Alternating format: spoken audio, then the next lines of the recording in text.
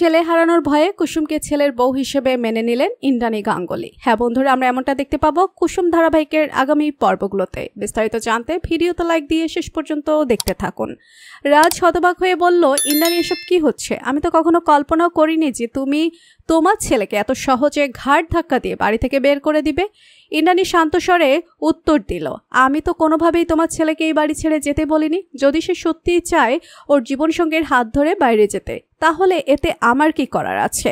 রাজ আরও জোরে বলল, চাইলে অনেক কিছু করতে পারো, এখনো সময় আছে। যে ছেলে তুমি হারাতে যাচ্ছ তাকে আটকাতে পারো। তুমি ভেবেছ কি সে যদি কোথাও চলে যায়, কুসুমের হাত ধরেও যেখানেই যাক না কেন, তুমি কি সত্যি শান্তিতে থাকতে পারবে?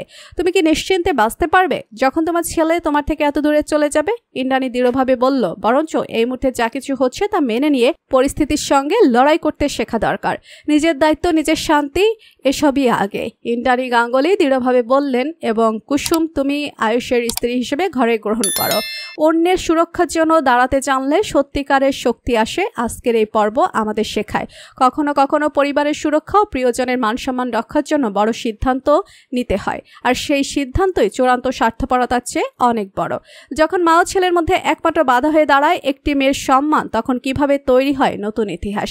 কখনো কখনো জীবনের সবচেয়ে বড় সাহসের পরিচয় হয় আপনার প্রিয়জনের সম্মান রক্ষার জন্য সব বাধা ভেঙে সামনে এগিয়ে যাওয়া। সত্যিকারের শক্তি শুধুই ক্ষমতায় নয়, বরং ন্যায় ও সম্মান রক্ষায়, আত্মনিয়ন্ত্রণে নিহিত। কখনো কখনো আমাদের সবচেয়ে কঠিন সিদ্ধান্তগুলোই জীবনকে নতুন পথে নিয়ে যায়। কুসুমের মতো সাহসী থাকা মানে সব বাধা মোকাবেলা করা। আপনি কুসুমের এই সাহস এবং আয়ুষের দৃঢ়তার প্রতি কতটা প্রভাবিত হলেন, কেমন হবে লিখে জানিয়ে দিন কমেন্ট করে। পরবর্তী আপডেট সবার আগে পেতে সাবস্ক্রাইব করুন আমাদের চ্যানেলটি। ধন্যবাদ।